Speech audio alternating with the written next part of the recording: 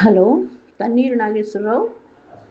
నువ్వు ఒక స్కూల్కి అప్పుడు నాకు చెప్పినప్పుడు 700 మంది పిల్లలు ఉన్నారు నా స్కూల్లో అని చెప్పావు.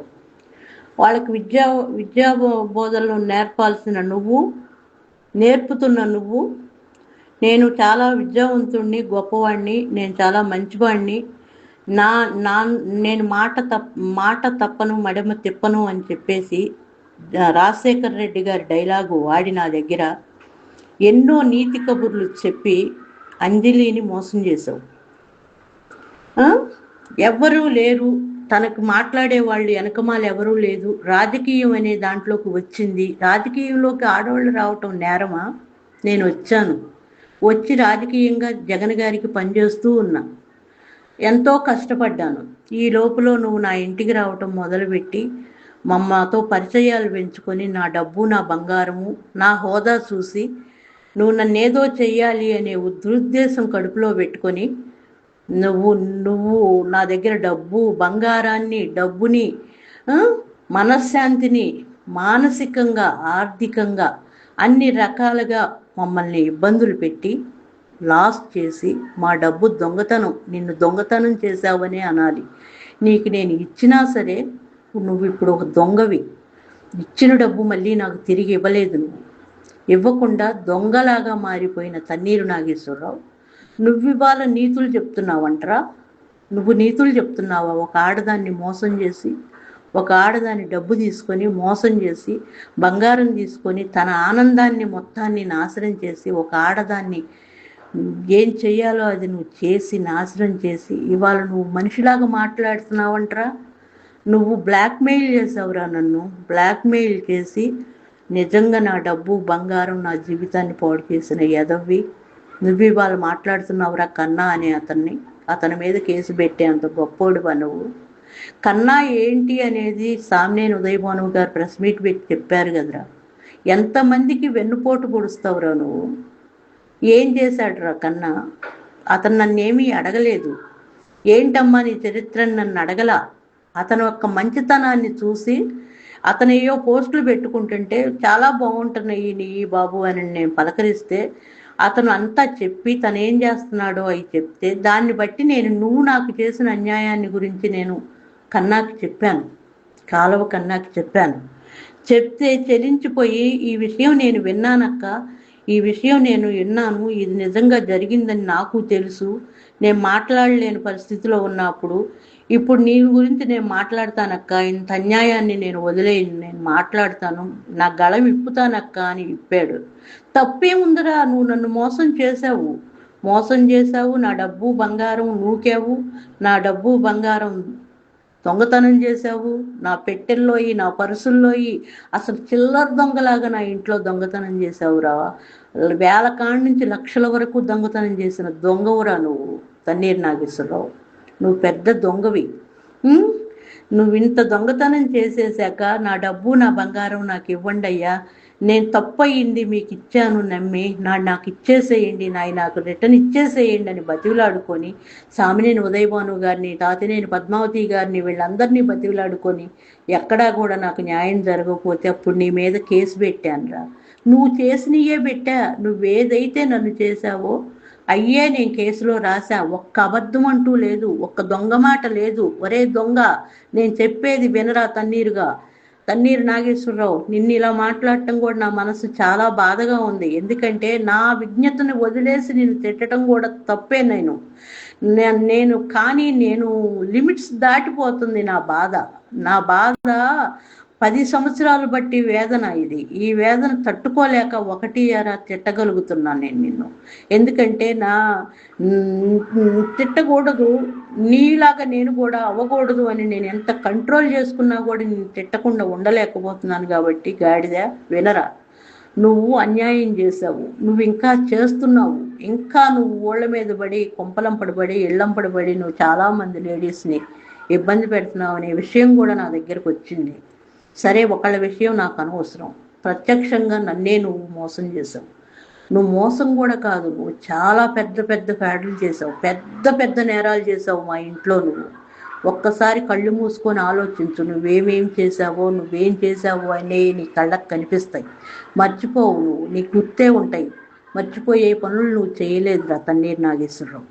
నువ్వు ఇలాంటి నేరాలు చేసి నా 50 లక్షల రూపాయల డబ్బు, 40 కాసులు బంగారం, మళ్ళీ చిల్లర చిల్లర ఏ పరుసులో కనపడితే ఆ వరుసలో వేల రూపాయలే దొంగతనం చేసావు నా ఇంటికి వచ్చి. నా ఇంట్లో అన్నం తిని నా డబ్బు దొంగతనం చేసి వెళ్ళిన దొంగవరా నువ్వు. నువ్వు ఆ అబ్బాయి మీద నువ్వు కేసు పెట్టాల్సిన అవసరం లేదు. అసలు ఎవరి మీదైనా కేసులు నువ్వు ఈజీగా పెట్టేస్తావురా. అధర్మం నీ సొంతం, అధర్మం అనేది నీ సొంతం. అది నీకు ఉగ్గుతో పోసిన అమ్మగారు నీకు ఉగ్గుతో పోసి ఉంటారు అది అధర్మాన్ని. అధర్మంగా బ్రతకరా, లేకపోతే నీకు ఆయుష్ తక్కువ ఇచ్చాడు దేవుడు, అధర్మంగా బతికినోడికి ఎక్కువ ఆయుష్ ఇస్తాడు అని చెప్పేసి మీ అమ్మగారు నిన్ను ఇలా బ్రతికించింది. నువ్వు అధర్మగుడి. నువ్వు ఈ విధంగా నన్ను అతని పేరేం పేరు నాగా అనే అతన్ని ఇక్కడెవరో రెవెన్యూ షీటర్ని నా మీదకి ఉసుగొల్పుతున్నావు. నా దగ్గరకు వచ్చి నిన్ను చంపేస్తామని వార్నింగులు ఇస్తున్నారు. సరే, నేను నీ జోలికి రాదలుచుకోలే. నా డబ్బు, నా బంగారం, నా మొత్తంగా నేను లాస్ అయిపోయినా సరే, తినటానికి లేకపోయినా సరే, ఇక వద్దు, ఆ ఎదవ జోలికి వెళ్ళకూడదు. నా జీవితాన్ని ఇంకా నేను నీతో మాట్లాడే శక్తి కోల్పోకూడదు నేను అని చెప్పేసి నేను వదిలేశాను. నిన్ను వదిలేస్తే నిన్నేం చేస్తాను, తప్పుడు వాడివి కదా, నీకు భయం ఉంటుంది కదా, నీవు తప్పు చేస్తున్నావు కదా, ఆ భయంతో నా మీదకు మనుషులను పంపించి నన్ను చంపడానికి ప్రయత్నాలు చేపించి నన్నేదో చేయాలి, భౌతికంగా నన్ను భూమి మీద లేకుండా చేయాలని, నా కొడుకుని ఏదో చేయాలని, ఆ అబ్బాయి రామకృష్ణ అనే అబ్బాయిని కూడా భానుగారి దగ్గరికి తీసుకెళ్ళి మా అబ్బాయి మీద కూడా ఉద్యోగాలు ఇప్పిస్తానని డబ్బులు తీసుకున్నాడని కేసు పెట్టించమని ఆ రామకృష్ణ అనే అబ్బాయిని కూడా భానుగారి దగ్గరికి తీసుకెళ్ళి ఎన్ని తప్పుడు పనులు చేసావురా, తప్పుడు ఎదవా. నా బిడ్డ చదువుకు చిన్నోడురా, నీకు డబ్బులు ఇచ్చిన సంగతి కూడా నా బిడ్డకు తెలియదురా. నా బిడ్డకు అసలు నువ్వెవడవో కూడా తెలియకుండా నువ్వు నా బిడ్డ జోలికి ఎలా వచ్చావురా. నువ్వు చంపిస్తాను, వాడిని జైలుకు పంపించాలని నీకు ఎలా బుద్ధి పుట్టిందిరా తన్నీరు నాగేశ్వరరావు. ఎందుకురా అంత కక్ష తీసుకున్నావు, తిన్నావు, నీ పొట్ట పగిలిపోయింది, ఒక ఆడదాన్ని మోసం చేసావు. మళ్ళీ ఎమ్మెల్యే అయితే కొన్ని వేల మంది ఆడవాళ్ళని మోసం చేయాలనే నీ ప్రయత్నాన్ని ఆ భగవంతుడు తీసేస్తాడో ఉంచుతాడో ఆ తర్వాత సంగతి. కానీ నేనుగా నా ప్రయత్నం నేను చెయ్యాలి కదరా. నువ్వు నా మీదకి ఇన్నిసార్లు మనుషులను చంపటానికి పంపించినప్పుడు ఇంకా నేను మనిషిగా బ్రతికుండి ఇన్ని కోల్పోయి నీ దగ్గర సర్వం కోల్పోయి ప్రతి రూపాయి నీకే ఇచ్చి నాకు నా బిడ్డకు తినటానికి కూడా ఉంచుకోకుండా నీకు ఇచ్చాను చూడరా. ఈ నరకం ఏ ఆడదానికి వద్దురా. అందుకని ప్రభుత్వాన్ని కోరుకుంటున్నాను, హైకోర్టుని కోరుకుంటున్నాను, సివిల్ కోర్టుని కోరుకుంటున్నాను, సుప్రీం కోర్టుని కోరుకుంటున్నాను. జడ్జిమెంట్ నాకు ప్రత్యేకంగా ఇవ్వండి, వాడిని నాకు అప్పచెప్పండి. నన్ను సర్వం నాశనం చేసి 10 సంవత్సరాలు ఏడిపించాడు, నన్ను చంపించడానికి ప్రయత్నాలు చేశాడు. నాకు వెనక ముందు ఎవ్వరూ లేరు, నేను ఒక్కదాన్ని. నన్ను కాపాడండి అని నేను ఈ జడ్జిమెంట్ నేను అడుగుతున్నాను. సుప్రీం కోర్టుని, హైకోర్టుని, సివిల్ కోర్టుని. నన్ను బెదిరించి నెహ్రూ గారి దొడ్లో మమ్మల్ని చంపేస్తామని బెదిరించి కూర్చోబెట్టి లెటర్లు రాసుకొచ్చి నాతో సంతకాలు తీసుకున్నారు. నన్ను కెమెరాలతో షూట్ చేశారు, వీడియోలు తీశారు, ఆడియోలు తీశారు, చాలా చేసావు. నాకు తెలియకుండా నా ఆడియోలు వీడియోలు, ఒక ఆడదాన్ని తెలియకుండా ఆడియోలు వీడియోలు సర్క్యులేషన్ చేసావంటే నీకు ఎంత ధైర్యం రా. నేను అదే మాట అడిగితే నువ్వేమైపోతావురా, నీ పెళ్ళాన్ని నీ కూతుర్ని కూడా తీసి వీడియోలు ఆడియోలు పంపించుకోపోయావురా, డబ్బులు వస్తాయి అంటే నువ్వేమైపోతావురా. నా మానవత్వం ఆ మాట అడగదలుచుకోవటం లేదురా. నా వీడియోలు ఆ విధంగా సర్క్యులేషన్ అవుతున్నాయి అంటే ఫేస్బుక్లో, వాట్సాప్లో, అసలు నేను బ్రతికుండి కూడా చచ్చిపోయినట్టేరా నిన్నేమి చేయకపోతే. అందుకని నాకు ప్రత్యేకమైన న్యాయం కావాలిరా.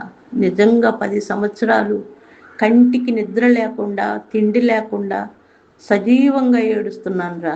నా ఉసురు తగిలి నాశనం అయిపోతావు. నిజంగా కన్నా అనే బాబు తప్పు చేయలేదు, అతని మీద నువ్వు కేసు పెట్టావంటే నా మీద ఎలాంటి అటాక్ చేశావో, సామినేని ఉదయభాను గారి మీద ఎలాంటి అటాక్ చేశావో ఇప్పుడు కన్నా మీద కూడా నువ్వు స్టార్ట్ చేశావు. కన్నా అనే బాబు చేయలేదు తప్పు, అతను ఉన్న వాస్తవాలు మాట్లాడాడు, అతను మాట్లాడింది నిజాలు, నిజం మాట్లాడాడు. అతను అబద్ధం ఒక్క సెంటిమెంట్ కూడా లేదు. ఒక్క వీసు కూడా అబద్ధం లేదు. ప్రతిదీ నిజం మాట్లాడాడు. నేను ప్రతిదీ నిజమే చెప్తున్నాను. నీ ద్వారా మోసపోయాను నేను. 3 సార్లు మోసం చేసిన ముండమోపివి నువ్వు. నిన్ను నేను వదిలిపెట్టను. నాకు న్యాయం జరిగే వరకు నువ్వు రాంచుకున్న కాగితం చించేసి నాకు మళ్ళీ కూడా ఫ్రెష్గా నాకు న్యాయం చెయ్యాలి. నాకు ఎలా అయితే నా ఇంటికి వచ్చి 4 గోడల మధ్యన నువ్వు డబ్బు తీసుకున్నావో, నా బంగారం తీసుకున్నావో అయినా నాకు అప్పచెప్పాలి. నాకు 4-5 కోట్లు ఇచ్చినా కూడా నా రుణం నువ్వు తీర్చుకోలేవురా. నాకు నువ్వంత బాకీ ఉన్నావురా. అన్ని కోట్ల రూపాయలు లాస్ అయి ఉన్నానురా నేను. అన్ని కోట్ల రూపాయలు నీ స్నేహం, నీ మొదనష్టపు స్నేహాన్ని గురించి, నీ దరిద్రపు ముండా కొడక నిన్ను గురించి నేను ఎన్ని కోట్ల రూపాయలు జీవితాలు లాస్ అయినరా. కోట్ల రూపాయల ధనం లాస్ అయిందిరా. మాకు ఏదీ లేకుండా చేసుకున్నానురా. నీ యొక్క దరిద్రపు ఆలోచనలతోటి జీవితాలు పాడు చేసావురా నువ్వు. తన్నీరు నాగేశ్వరరావు, నీకు ఈ భూమి మీద మాట్లాడటానికి అర్హత లేదు. నువ్వు అర్హుడివి కాదు. నువ్వు అర్హుడివి కాదు. ఇది జగన్మోహన్ రెడ్డి గారికి ఈ విషయం అతని దగ్గరికి వెళ్ళాల. అందుకనే నువ్వు విర్రవీగుతున్నావు. అతని దగ్గరికి వెళ్ళిన రోజున ఏమో ఎంతో మందిని క్షమించి వదిలేశాడు పాపం. చంపి ఇంటికి డోర్ డెలివరీలు చేసిన వాళ్ళని కూడా క్షమించాడు. కాబట్టే నీలాంటి ఎదవలు ఇంకా ఆడుకుంటున్నారు. ఇంకా చెప్పలేములే కానీ నాకు రాజకీయంతో నాకు పని ఏంటి? నా పని నాకు కావాలి. నువ్వు నన్ను మోసం చేసావు. నా డబ్బు, నా బంగారము, నా ఆత్మవిశ్వాసాన్ని దెబ్బకొట్టి నా మనోభావాలతో ఆడుకున్నావు. నేను ప్రతిరోజు ఏడ్చాను. 10 సంవత్సరాల బట్టి ఏడవని రోజు లేకుండా ఏడ్చాను. నా ఉసురు తగిలి నువ్వు సర్వం కోల్పోతావురా. నాశనం అని నేను అనలేక కోల్పోతావురా అంటున్నాను. నువ్వు సర్వం కోల్పోవాలిరా. కన్నా అనే అబ్బాయి అబద్ధం చెప్పాలా? నిజం మాట్లాడాడు. ఉదయ్ భాను గారు ప్రెస్ మీట్ చూడరా. అతను మంచోడు, నా దగ్గర దొంగతనం చేయలేదు, అబద్ధం ఆడలేదని చెప్పారు ఉదయ్ భాను గారు. ఉదయ్ భాను గారికి ఎన్నుపోటు పొడిచావు, అంజలికి ఎన్నుపోటు పొడిచావు. మళ్ళీ నేను గురించి మాట్లాడాడని కన్నాకు కూడా పొడవటానికి ప్రయత్నం చేస్తున్నావా? నీ పప్పులు ఉడకవరవు. నేను బ్రతికున్నంత లేపుతావా? లేపేసేయి. చంపేయాలని ప్రయత్నం పెట్టాక చేస్తున్నావు కదా, చేసేయి. ఒక్కరోజుతో పోద్ది. నేనే పర్మిషన్ ఇస్తున్నా. చంపేయి నన్ను ఇంటికి వచ్చి. ఈ బాధపడే కన్నా చచ్చిపోవటమే కరెక్ట్ రా. చంపేసేయరా. నువ్వు చంపాలనే ప్రయత్నం చేస్తున్నావుగా, పర్మిషన్ ఇస్తారా? చంపుదుకొని రారా, చంపుదుకొని. కన్నా మీద నువ్వు చిలకల్లో కేసు పెట్టడం ఏంట్రా? నీకెంత ధైర్యం రా? తప్పులు చేసుకుంటావు మళ్ళీ వాళ్ళ మీద కేసులు పెడుతున్నావు. నీకెంత ధైర్యం రా తన్నీరు నాగేశ్వరరావు? అసలు నువ్వు మనిషివేరా? నువ్వు నాకు ఎలాంటి మాటలు చెప్పావురా? నీ పెళ్ళాన్ని గురించి ఏమేం చెప్పావురా? నాకు నిజం చెప్పు. నువ్వేం చెప్పావురా? సస్తావు. మళ్ళీ నేను అవన్నీ బయట పెడితే ఊరేసుకొని సస్తావు నువ్వు. అవన్నీ నాకు బయట పెట్టంటే ఊరేసుకొని చచ్చిపోతావు అంతే. ఇంకా వేరేదేం ఉండదు. చచ్చిపోవటమే నీకు శరణ్యం. అలాంటి మాటలు మాట్లాడావు నీ భార్యని గురించి నువ్వు నా దగ్గర. ఎరా, అబద్ధాలు మాట్లాడబాకరా. కొంచెం మంచిగా బ్రతుకు. నిన్ను మట్టికి నేను వదిలిపెట్టను. నా డబ్బు, నా బంగారము, నా ఆత్మవిశ్వాసాన్ని ఇన్నిటిని దెబ్బతీసిన వాడిని నేను వదిలిపెట్టే ప్రసక్తే లేదు.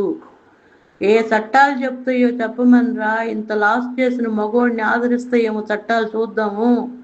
నన్ను అసలు ఏది కూడా దేనికి కూడా అసలు గుర్తింపు లేకుండా చేయాలని, నిజంగా నేను చచ్చిపోయింది కూడా ఇంకొకళ్ళకి తెలియకుండా ఐడెంటిటీ లేకుండా చేయాలని చూస్తున్నావురా నన్ను నువ్వు. ఐడెంటిటీ లేకుండా, అంజలి అనేది భూమి మీద లేకుండా ఉండాలని నువ్వు ఎన్నో ప్లాన్లు వేస్తున్నావు. అవన్నీ ఏమి కుదరవు. ఆ దేవుడు అనేవాడు ఉన్నాడు, బాబా ఉన్నాడు. కొద్ది రోజుల్లో చూస్తాడు. న్యాయం నాకు కావాలి. అది జరిగే వరకు నేను వదిలిపెట్టను ఎవరిని కూడా. నా న్యాయం నాకు కావాలి అంతే.